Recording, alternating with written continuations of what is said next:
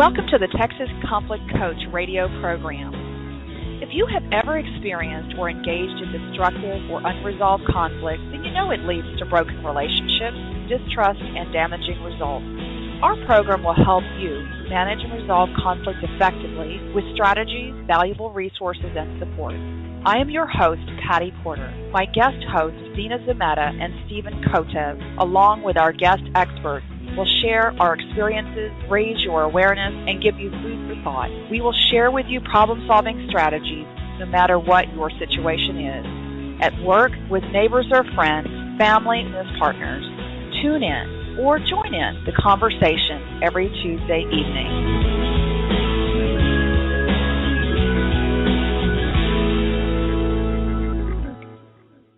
Hello, listeners. I am your host, Patty Porter, and we continue with our series on managing everyday conflicts in love and relationships. In today's episode, oops, we did it again. How to prevent hot disputes from boiling over in your relationships. I have with me our guest, Maciej Tański, and it is spelled M-A-C-I-E-J, Tański, T-A-N-S-K-I. And Maciej is with Partners Poland Mediation Center, and he'll bring some examples of conflict escalation and a handful of tips on how to prevent it. Now, we've all had this experience. You feel the conflict, it's getting hot, and you just cannot do anything to prevent the innocent exchange of opinions from boiling over and blowing up like a lump of lava thrown out by a volcano. And it hurts because it happens with people important to you, with whom you have a family, neighbor, or work relationship.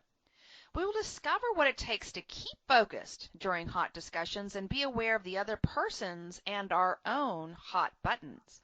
So again, Maciej Tański is from Warsaw, Poland, and I was blessed to meet Maciej at the Association for Conflict Resolution annual conference in Reno, Nevada last year. And I'm honored he is here to share with you his experience and expertise. Now, Maciej is a mediator, trainer, and conflict consultant leading the Partners Poland Mediation Center. And for the last 15 years, he has been helping people in conflict to find their own way out without losing face. He mediates marital, family, and divorce disputes as well as business ones, especially in family-owned businesses. Maciej consults and coaches couples, parents, or coworkers on conflict prevention and resolution. He is also a trainer in mediation and social skills who designed and conducted workshops for thousands of civic and business leaders. Maciej, welcome to the Texas Conflict Coach radio program. Hi, hello, Patty. I'm very honored to be with you today. Well, I'm excited, and I'm excited that Brad Heckman from the New York Peace Institute, he's been on the program a couple of times before in the past, introduced us, so I feel really, really honored as well. So let's get into these hot, sizzling issues. What are some of these very hot, humming issues that couples face? Well, we are just moving across many minefields. One is money, the other is children, our expectations about the roles we play in our relationship. Sometimes also other people, like, for example, at least in my culture, mothers-in-law, some extramarital affairs. Yes, so there are many areas or fields that bring hot issues which undermine our relationships. And it doesn't matter whether we're, folks, we're talking about whether we're in a marital relationship, maybe it's a girlfriend-boyfriend relationship, but especially in spousal relationships, as you say, there's a number of those minefields. And minefields, that's such a powerful word. Well, it's about every relationship, actually. Today, we're going to focus mostly on spousal or marital relationships. There is, one thing common that, some people agree that conflicts or arguments or quarrels are natural to every relationship, and it's nothing unnatural and nothing strange that people have such arguments day after day. But other people feel it differently. they feel that with each and every argument or quarrel between them and people they love, their relationship deteriorates, and they fear that at the end there would be a disaster. So the volcano will blow up, and there will be only fire and ruins and nothing to really care of. So I'm working with both types of people and relationships, and because in one marriage, in one spousal relationship, you may find both kinds of people. Those who think it's natural and those who are scared about every conflict, every quarrel or argument they have. You know, I'm so glad that you said that, Maciej, because what brought up for me is 2 days ago, my husband and I were watching a movie on the Hallmark Channel. Now, in the United States, Hallmark is where all the love cards, and they're known for putting all these cards out that you purchase and give to your spouse or your loved one, and so the movie was called Love is Complicated, and it was all about the couple being in a conflict avoidant relationship. And so the woman, the spouse, she kept saying, we're not in conflict. We don't have conflict. And the husband's like, you're avoiding conflict. I'm sending you to conflict management class. And so the whole course was her saying, I don't have conflict. I don't argue with him. When in reality, there was conflict. She just was avoiding it. She was so afraid of it. And that can also lead to very destructive part of the relationship. So I'm glad that you said that, conflict is natural, and it's really about how do we manage that effectively and constructively, even if you're afraid of it and you don't put it out there, and you're not arguing. So it's how do we manage that, and how do we look at it differently? So I'm so glad that you brought that up. And so that's Love is Complicated. It was a movie. It was a great movie. So what have you discovered in these differences in how we look at conflict in relationships? What have you discovered are differences in how men and women cope with difficult or problematic issues in their relationships? Oh, well, that is a huge area of reflection and observations. So I just want to make probably very, very few of them now. Well, first, it's a commonplace, but it is something that most women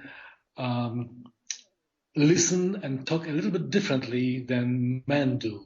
So along this line, there is a lot of misunderstandings and sometimes even quite serious. So usually men are a little bit deaf for some kind of messages women put into their words. So they take it more on a factual level, and they a little bit ignore the relationship level, which is included into almost every message, especially in a spousal relationship. And there are also, of course, some cultural differences. You may find a whole library written and gigabytes about those differences. So I'm not pretending that I will tell you now in one sentence the whole truth about it. But it is that people from different cultures, different level of cultures, even in one country, even in Poland, which is one of the most homogeneous countries, because we practically don't have minorities, a very tiny minority. And even though there are differences, social differences in the way how we communicate. I mean, only this, not any economical differences. That's obvious. And that's why when people from different cultures meet in one relationship, because they love each other and they are attracted to each other, after some time, usually, let's say, 2 or 4 years, they start to look at themselves in a different way. And then it might be a serious crisis in the relationship, because the enchantment time is gone, and now is a time for very practical negotiations, how to live with each other for the rest of your life, or at least for a long time. Especially when there are kids, when people really work hard to meet their ends, and etc. Yes. Yes, well, and So I would imagine that the cultural differences, even within one country, as you said, but let's say they're even from two different regions of the country or two different countries. I imagine the cultural difference could be expectations around how we raise children, expectations about what a man's role is in the relationship versus a female, female's role in the relationship. So there, I was asking you for a specific cultural difference, but that could probably take the whole show and more to talk about all the different cultural differences. It might just be better to look at a specific example, and you and I have just a little bit of fun role playing. Would you like to do that? yeah, sure. Okay, well, I'm going to play the wife, of course, and then you'll play my husband. Okay, so let me think. Okay. Honey, I don't really have anything to wear with my best friend's wedding coming up. What are you saying? I guess your wardrobe is full. Please, let's have a look. Oh, you see, you have this dress and the other one, and green one and blue. Oh, I like it very much, and the red one. Mm-mm. I can't wear any of these. These, it's a special wedding, for my best friend, and none of these are appropriate to wear. Uh, What do you mean appropriate? I mean, they are quite new, I think. We bought, well, when was it? A month ago? Yeah. When we bought this green one, is it not appropriate for your best friend? What do you mean? That's not what I mean. I mean, really, I just don't have anything new from you or special from you. I mean, really, something very special from you. I mean, honey, we went to a shopping center and we, looked together, and you chose something, so I paid for this. I mean, is it not okay? What do you mean?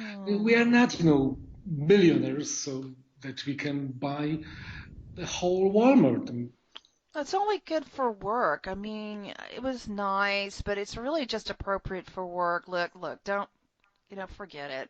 I'll just figure it out. uh, how you wish, but if you need something, we may go again, yes, and you will choose, and okay, if it's okay, then I will pay. It's not a problem, really. Well, only if you think it would be really extra special. I mean, it would have to be extra special. If you want to, spend something on me because you love me, you find me extra special, then I guess we'll figure it out. Okay. All right, so sometimes those conversations happen. What do you think my listeners and Magic, what do you think might be happening here? What's the dynamic that's going on here? Because you did say that men are deaf. Now we're not stereotyping listeners. We're not saying all men, but Sure. we're saying that they listen differently and they might be deaf to the message, or they focus on the factual and not the kind of underlying social relationship message. So what do you think's going on here? Oh, yeah, you're right. It happens really very often that husbands, men, I mean, when they hear such a question as you asked me, then they try to quickly focus and answer as exactly as possible. So they start to count dresses in your wardrobe and yes, and recall how many times and for how many dollars they bought you this and that type of dress. But they, in this case, you remember what were the very specific words that you used and I didn't hear at the first and probably also at the second time properly? So for me, as playing the wife, I mean, I use some words like special, buying something new. But what was even more important, listeners, is what is it I'm not saying in my verbal words, but what is it my tone and my attitude is saying? And that's what's missing, right? Exactly. There were two things missing, that I missed. One was that you stressed to get something very special from me for you, and I ignore it as if you didn't say that. And the second was that you lowered your tone. You started to speak a little bit more slowly. And also I didn't notice that you came down to more intimate level, not a, factual level that you look at your cabinet, your wardrobe, and you didn't see anything appropriate. But actually, the address was a pretext, was a bite, actually, only to start, and not to start talking, but actually to express by you a kind of maybe small frustration, maybe some sadness that it's been so long and you didn't receive anything, especially from me, meaning I don't love you as I used to before. Yes. And you feel it. Yes, it's that, does he still care about me? Exactly. Does he love me? He hasn't bought anything, you haven't bought anything new for me, anything special. So there's that hidden message behind you haven't bought anything, and you're thinking, well, we were just at the mall last month, and wasn't that good enough? And in my mind, I'm like, don't you hear the point? But I'm coming down softly, right? You notice that my voice, was coming really, like you said, intimate and soft, and I'm just like kind of backing down. He's not hearing me. And so that's very interesting about how are we listening to each other. So you said one thing that people do is they listen, or men often will listen to facts. What else? Well, what I would say that in every message, probably there are at least 4 levels. One about facts, like we experienced it a while ago, and the second about what a person is saying about him or herself. Is she disappointed? Is she tired or sad or whatever? And how she, in this case you, see our relationship. Well, you indicated, but non-verbally, that there is something that makes you insecure or uncertain or waiting for a clear signal from me that everything is okay and I really do care about you. At the 4th level, what exactly do you expect from me to do? And sometimes men miss this 4th level. So they expect that, okay, so tomorrow I will go to a shopping center, I will buy you something. It is not about practical things. It is about kind of surprise. It's about thinking by heart, not by brains. And then making the other person at the center of your current life. And just making her know that, yes, you are in the center of my life, in spite of the fact that I'm very busy with my job, very busy with my car, very busy with my children, with my etc. Yes, but still you remain in the center. This is the main message. And if you forget to convey this message from time to time, almost each day or as often as possible, then especially men, they get a little bit faster death for this type of messages from their spouses. That's what I observed. And in my job, it becomes one of the first red lights, actually, for the relationship. That's people just simply, they should start to talk more openly about themselves, about their relationship, in order to preserve it. Yes, yes. So what was interesting, and we're going to go into this, and in fact, let me just let listeners know you are tuned in to the Texas Conflict Coach radio program, and we do invite you to follow us on Blog Talk Radio. I'm speaking with Maciej Tański with Partners Poland Mediation Center about containing those hot matters in relationships that can often explode. And what we were just talking about is, Maciej was talking about these 4 levels of how we listen and communicate. And the first is typically with facts. What is the person saying about themselves in the message non-verbally? Are they sad, disappointed? What are you hearing in that tone? You're also listening for how do I see the relationship. And again, a lot of this is done in nonverbal ways. And what is the expectation? And so your key message so far has been, how do you convey that heart-centered message that you're conveying in the relationship? So it's not just about listening, but it's about how are we talking about the relationship and these expectations.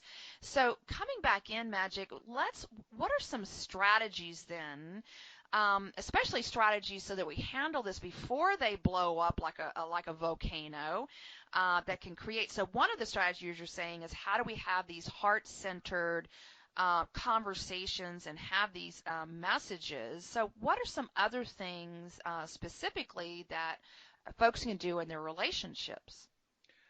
Well, first one I would say is attentiveness. So even if a complaint seems to be very minor and detailed and like a bag, please be attentive and imagine that it is not without reason then that this complaint or these words or kind of small sadness appears in this moment. And if we focus on this, maybe we can discover something broader, some really worth interest and discussion. And when it's about the art of listening, we always hear about it, but the art is quite simple. When you listen to the person and not to yourself, and try to decode the message on these 4 levels about facts, about what it says about your spouse, about how she or he sees your relationship, and what she or he expects from you. It doesn't have to be only one level. Sometimes there are 2 or even all 4 in one sentence. Then, so don't criticize it, don't reject it, take it as it is, and try to talk and first understand, then talk what is inside. Dig in. Then, when you talk with each other, try to reply on the subject. So not to expand the quarrel, the argument, the discussion subject on other issues. It is very common that we start to talk, I remember that a month ago you did this to me and that too, and I answered this way and you answered this way. And then nothing could be really finished and grasped as it is. So please focus and reply on the subject, not expand the subject of discussion for other issues until you finish the one that you started with. And of course, do not generalize, meaning that avoid saying, because you always, because you never, I can never count on you when I need you. Talk about specifics and try to be as concrete about events or numbers as possible. Generalizing closes the way to any change for your spouse. Then don't criticize the other person, but his or her behavior or words, specific words. I know it's many people repeat this again and again, but you cannot find more truthful commandments than this one. If you criticize the whole person, then it builds a wall between you and him or her. And then to dismantle this wall is very difficult. And it takes a lot of energy. It's much easier to focus on one issue, on one behavior, on one sentence or an event, and not to judge, but try to find a solution to a specific problem. Showing your partner that you have a good opinion of him or her as a human being. We make him or her only to defend himself or herself, which usually ends up in attacking the evaluator, meaning us. So I would rather discourage you from doing this. And also, it's very hard to change a person. It's much easier and more likely to change some specific behavior in some specific situations. So let's start with small steps, and then maybe we can find a common way, common road to bigger goals, more broader goals. Generally, people, when they are criticized, they feel or they understand, they get a message, I do not accept you. And when we hear this kind of message, then it's very hard to listen to anything that goes after. So again, it's okay, and it's easier also for women usually or stereotypically to talk about your emotions when you are, in a difficult spot, in a difficult situation. Of course, you do not necessarily have to behave emotionally to convey what you feel. But you may say, I am concerned, I'm really mad at you when you do this and that. Or, I'm so sorry that I touched you, that I did this and that. So to give your partner some time to reflect and respond appropriately. So a lot of really, really good strategies here. I mean, the biggest messages that I was hearing in a number of those strategies for both in the relationship, male and female, is one, really being open to discovery, which means if you're open to discovery and being curious, you are fully listening and being present with that person in front of you. And I loved what you said. How do you start to learn how to decode the message? And really breaking down the problem so that you're not looking at all these issues from 15 years ago or 3 years ago. Just focus on one issue, as you said. And a lot of really good things in terms of really digging deep, being curious, and that discovery is asking questions. Not generalizing, not criticizing. What is the one, and it's hard to pick just one, but is there really one that just is like you do it every time, that like it's the key to that discovery? Is there any one strategy right now, either one you've already said or another one that you haven't said, that's just really sticking out for you right now? Yeah, thank you for this question. I would add a new one, actually. Maybe because it was for me kind of discovery when I figured it out. To understand what the raised voice really means. And I found out that many times, especially men, complain that they cannot stand their wives, their spouses screaming, shouting on them, etc. And especially, raised, very pitchy voice. But I would say that when your partner screams, or when it's a man who uses, his male power, yes, and he says in a very powerful, loud voice what he really thinks, how the world is, usually it indicates powerlessness. And the person looks for any, for a way to find, a weapon, to strike back. So the less sure he or she feels, the louder he or she shouts, cries, says. Yes. So try to understand what this uncertainty means, why the person started to raise his or her voice. And then you may answer, for example, I see that you are moved when I said that you are lazy. Please, I do not really mean it. The problem is that when I feel, tired, and I would like you to take some responsibilities from my shoulders. It happens almost every day. So saying that you're lazy, I wanted, to motivate you to help me. We may discuss whether this kind of motivation is really effective, but it happens, with people that they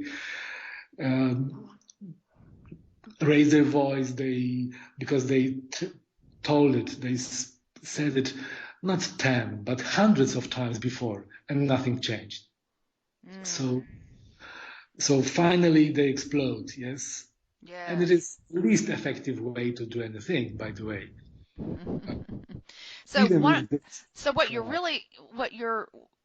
In hearing what you're saying is, one, there are terms that people use, like lazy, for example, that are loaded in meaning, and it could be very negative. So some people would definitely take offense of being called lazy when in their minds they feel like they're working very, very hard, and yet the intention behind the person saying lazy is, well, I thought I was motivating you. And like you said, is that really working? Over the last 10 years and you called me lazy, did that really motivate? No. So part of it is, again, that discussion, that real open discovery type of question that says, is this really working for you or the other person? And now hopefully the idea, as a mediator, we have these conversations with couples or other types of relationships. But the idea is to start, for you, empowering you, listener, to start having these conversations, trying something new. And in fact, Magic's going to give you an assignment for the week because we are at the close now. And so, Magic, what is something that you would like to give our listeners to take the next step, to do something different? What would you like to give to them? I would like you to try very light and funny technique of being together in problematic situations. And it seems to me quite safe for everybody. It is called the enchanted. So the idea is to meet the expectations or desires of your partner without the necessity of changing yourself. And you may agree with your partner to cast a spell for each other for a limited time, let's say for a day. So the person acts in a way desired by you and vice versa. So, for example, let's say, Patty, for one day I enchant you in a wife who does not ask me, darling, who just called you to your mobile? And you may say, Maciej, for one day I enchant you in a husband who calls me from work and asks how my days goes, how I feel. Am I happy? Am I tired?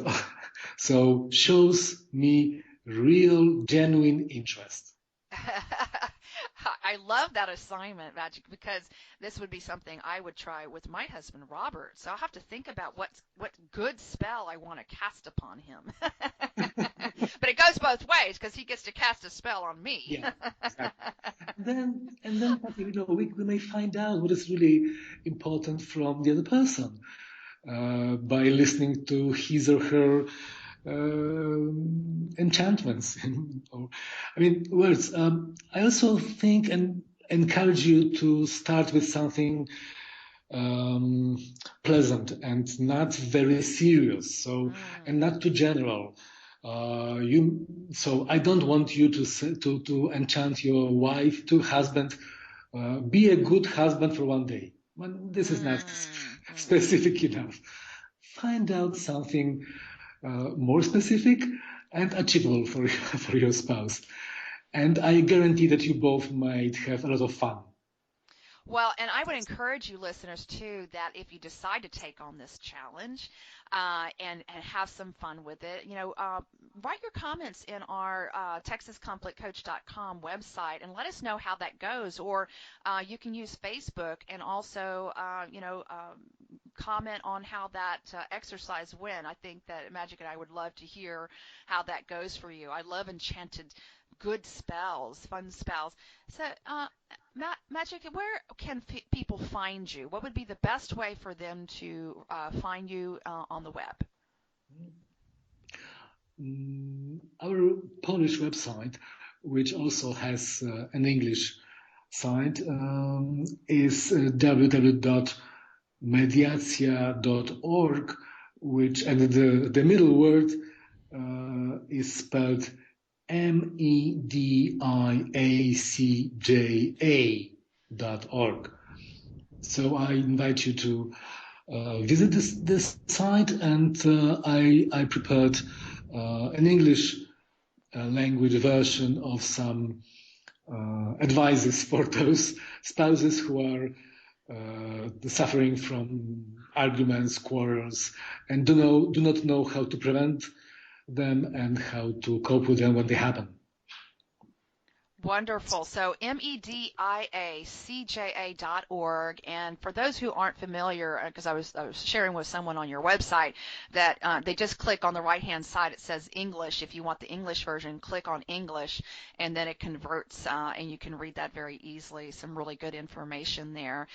So we're coming to our close, Magic. And what final message would you like to leave with listeners? My final message would be twofold. One, don't be afraid of conflict. Treat it as doors to be opened to something unexpected and probably also something good, which is outside of these doors. Just have the courage to open the doors, but carefully. Do not. Please try to be cautious, and especially about your spouse, and delicate and soft. When you do it like this, you may find sometimes a very beautiful garden outside your home doors. Oh, I love that metaphor of cultivating your garden and being courageous. Thank you so much for having some fun with me today and with our listeners and educating them with some great strategies and things that really resonate with people that we deal with on a regular basis. Thank you so much for being part of our program and our family. Thank you, Patty, very much for inviting me to this excellent program. And I'm wishing you, Robert, and all the listeners good luck in their everyday spousal conflicts. Please cultivate your garden. It will give you beautiful and tasty fruits. Thank you for listening to the Texas Conflict Coach. We hope you enjoyed the program. You can find all of our podcasts archived to listen at your convenience at TexasConflictCoach.com or download the podcast at iTunes or Stitcher Radio. You can also become a Facebook fan of Conflict Connections or Twitter me at TX Conflict Coach.